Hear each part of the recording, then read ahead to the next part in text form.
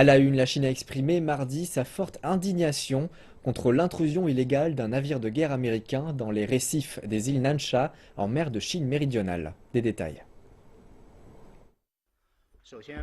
Le porte-parole du ministère chinois des Affaires étrangères, Lu Kang, a déclaré lors de son briefing quotidien que l'action américaine représentait une sérieuse menace pour la souveraineté nationale et les intérêts sécuritaires chinois.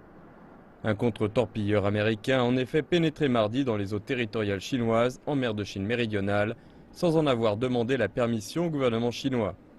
Lu Kang a également déclaré que la Chine disposait d'une souveraineté indiscutable sur les îles Nansha et les eaux environnantes. Il a ajouté que la Chine avait toujours rempli ses obligations pour maintenir la liberté de navigation et de survol dans la région. Le porte-parole a ajouté qu'il n'y avait jamais eu de problème avec la liberté de navigation et de survol dans cette zone. Les États-Unis ont sorti leur soi-disant plan de liberté de navigation avant que la Convention des Nations Unies sur le droit de la mer ne soit signée en 1979. Cela représentait un défi militaire pour le nouvel ordre maritime.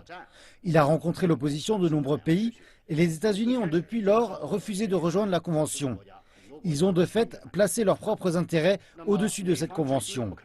En brandissant cette bannière de liberté de navigation et de survol aérien, les États-Unis ont montré leurs muscles en envoyant des navires de guerre et des avions de chasse proches et même à l'intérieur des zones des îles concernées et dans l'espace aérien environnant dans un but de provocation.